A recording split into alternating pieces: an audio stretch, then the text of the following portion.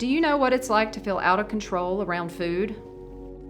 Do you know what it's like to avoid mirrors and hate seeing yourself in a bathing suit? Do you know what it's like to want to stop eating, but feel completely powerless to do so? I know. My name is Sherri Clarke, and this is my story. When I was 13, my dad suffered a heart attack and suddenly died. He was 48. It's common for some people to deal with traumatic events by avoiding their feelings.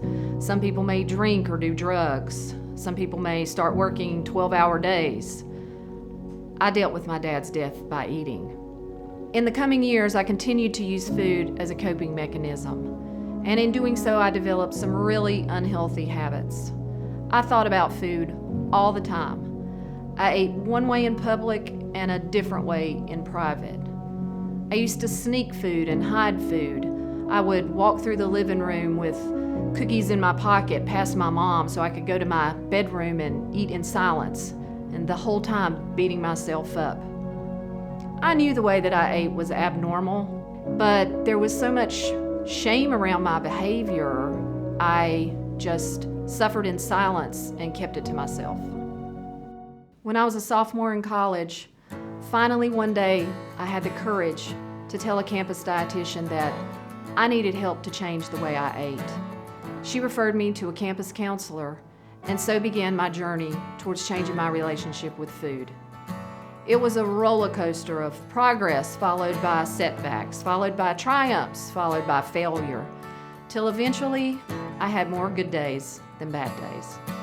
Today I'm happy to say I have a completely different relationship with food. I see it for what it is. It's nourishment and fuel for my body. Food cannot cheer me up. Food cannot mend a broken heart. Food cannot make me feel better. It cannot make me feel out of control. It cannot make me feel like a loser. You see, I no longer give it that power. I created Willpower and Weight Loss to help women who struggle like I did. In 2013, I was watching a video and the speaker said, think about the very thing in your life that you would like to forget or that you're embarrassed about. Those were the times in your life that God was uniquely equipping you to help others in the same situation. This was my light bulb moment. I started researching options for people who had a dysfunctional relationship with food, but not an eating disorder, and I found nothing. So I opened up a business as a registered dietitian, and I began working with people one-on-one, and that's where Willpower and Weight Loss was born. After I saw that I really could help people change their relationship with food and lose weight, I decided I wanted to help even more women. And the way to do that was to create an online program. This 12-week program is unique. And my guess is you need unique if you're still watching this video because traditional weight loss methods have not worked for you.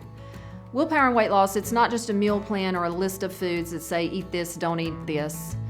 It's not just about being skinnier. It is much more. It goes much deeper. It's a study on transforming your relationship with food. And what you have to understand is if you focus on transforming that relationship, you will lose pounds and you will lose inches. In Willpower and Weight Loss, you will learn about nutrition. How many calories should you eat? How many carbs should you eat? Can you eat after 9 p.m.? And how do you decipher truth from fiction when there's so much nutrition information out there? You'll also learn how to increase your willpower and take back your control over food. We'll talk about why you eat, which is just as important as what you eat. And I'll give you simple, practical tools to start making changes that build healthier habits. We'll talk about your relationship with the scale and how often you should weigh and what should the significance of that number really be. I'll help you identify your self-sabotaging thoughts and give you strategies and tools to change those thoughts. And we know if we can change our thoughts, then those lead to changes in actions. I'll teach you how to increase willpower, how to break your bad habits, and start developing new healthy ones. Together we'll tackle stress eating, all or nothing thinking, cravings, and how to react when you completely blow it. So if you're ready for a new life, one that isn't focused on food, join me.